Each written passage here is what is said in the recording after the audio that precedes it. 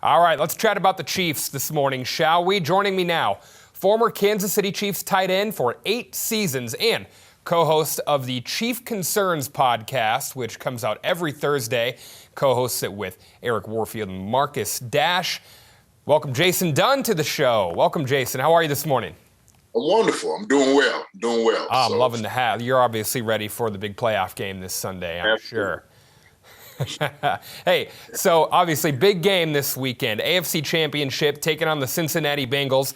We will get to that. But before we do, man, we are coming off maybe the wildest game in the history of the NFL. I want to know, walk me through what your roller coaster of emotions were like this past week against that Bills team that put up a really good fight against the Chiefs. Ooh, oh man, let me see. So it was definitely a roller coaster of emotions, and I had to say, man, I was engaged the entire game, and at no moment was you willing to leave out the room to go get a drink or grab something to eat. I mean, it was just on like pins and needles. Everything was just going on at the time, and it was just so crazy. And I was just trying to share my emotions with, some of my family, my friends. I was here at the house, and we were just having a great time. And so the thing was, when you see it and the action of everybody, the emotions of seeing guys' faces on TV, of course, the Bills celebrating like they were at the end, I had a lot of hope. I was like, listen, they left 13 seconds.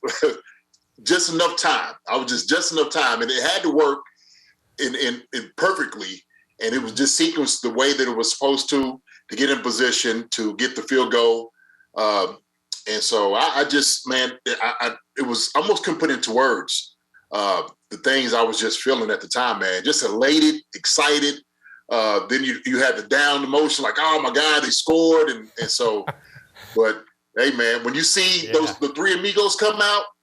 15, 87 and 10, you say, okay, wait a minute. Now we got a chance. We got a shot here. So that was pretty much what I was feeling. Oh, yeah. I think a lot of people were with you on that. 13 seconds is all it takes, apparently. We know that now. Let's look ahead to this week. Chiefs playing the Bengals again. They did match up with them in Week 17, but this time it's at Arrowhead. So I know you guys put out a podcast after that game. Back in Week 17. What did you guys take away from that first matchup that you think KC needs to focus on this time around? Well, I mean, the obvious thing is you got to stop Jamar Chase. He did a tremendous job. He's an incredible talent. And a guy like that, once he starts going, and cooking, if you will, he can make you pay. And he made us pay the very first game. And so some of the things Spags was trying to do as far as creating pressure on Burrows, it just didn't seem to quite work or quite get there like you wanted it to. And the secondary ended up paying for it. And so I think that, what we seen the first game, convincingly, I think the first half, we had them beat. And so, we had a holding call, and we actually had a touchdown. They called it back on the run back. On the return. And so that was one of the things that kind of took it away, that we actually had this, Cincinnati team beat. We really did. But, Joe Burrows is a talent. Like I said, Jamar Chase, they got some great receivers, a good running back. And I think if you kind of do that, at least stifling some of the passing game, then we're going to be fine. We're going to be all right. So I think they escaped it the first time, to be honest. So everybody kind of goes back to it. But to me, evaluating everything, I think we had upper hand in that game, no doubt about it. Yeah, find number one and don't leave him the whole game. Keep your eyes on him the whole game. That's a good key for sure. Hey, so being a tight end yourself, you know the position, you know what it takes to succeed there. What is it about Travis Kelce, in your opinion? I know you've watched him since his rookie year. What is it about Kelce that makes him so dynamic, coming from a tight end? I say it has to be his athletic ability and his escapability.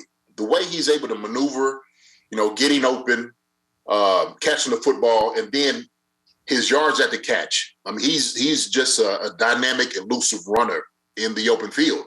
And I kind of call him the rubber band man. That was kind of every time I see it, because it seemed like when guys try to hit him, he just bounces off of them and they can't get a good hit. And he's just so like I want to say creative and slippery of like getting guys just around him. And so the things you see with Travis is, his speed and his understanding of the game. And then this last game, what you're seeing was also too the football IQ. For him and Patrick to understand the last play about just getting open and running, and he was like, it was backyard football. You could see that in him. He understands the game. He understands, lanes getting open and just winning. And so with a guy like that, who's going to go against a linebacker or a safety, he's going to win every time. Even a corner, it doesn't even matter, because he just knows how to win in those situations. So that's what makes him really dynamic, because he's just an elite player, an elite game, and he's just having fun out there playing. Yeah, and it's fun to watch him for sure. Now, that being said, Kelce was held to only 5 catches for 25 yards back in Week 17. He did have a touchdown, though. From what you saw, is there anything specific that the Bengals were able to do to kind of take him out of the game? You know what? I think just kind of looking back at it, my opinion was if you're defending the Chiefs, there's 2 guys that can't beat you, okay? And one is Tyreek Hill, and the other one's Travis Kelce. And so they're going to give him a lot of attention when he's running down the field to kind of double him up. And so keep him out of the middle, try to hit him as much as possible. But if I'm not mistaken, I think this was his first game back from like the whole COVID protocol also right. too. So we don't know if that was something that could have been affecting him. I don't know. But, kind of working back into the offense, what the good part of that is, it opens everybody else around to make plays. And so that's what I was just kind of seeing. But still, 5 catches and a touchdown. I mean, for any other tight end, it'd be a great day. For Travis Kelce, we sit there like, oh man, he had a down day because he had 1 touchdown, and 52 yards. But I think this week coming up, we're gonna do some more plays, just kind of isolating him one-on-one. Like I said, with some linebackers and of course the safeties, just get him open. And so hopefully with this thing, when it comes out, if he doesn't get the shot to make the plays, everybody else around him, and Pringle's done a tremendous job, and Hardman also, when you try to at least take him away from the game. But you can't take him away all the way. It's like Jordan, right? You can only just kind of hope to contain him, hope to just stop him from scoring, 60 points on you. So it's the same thing with Travis. You just hope to keep, him from getting 2 touchdowns and 10 catches. So, Yeah, and it has been great to see those other guys step up when the teams have focused on taking away 10 and 87 there on the field. Real quick, Jason, before we let you go here, I'll put you on the spot. If you got to take one tight end, who are you taking, Kelce or your guy Tony G?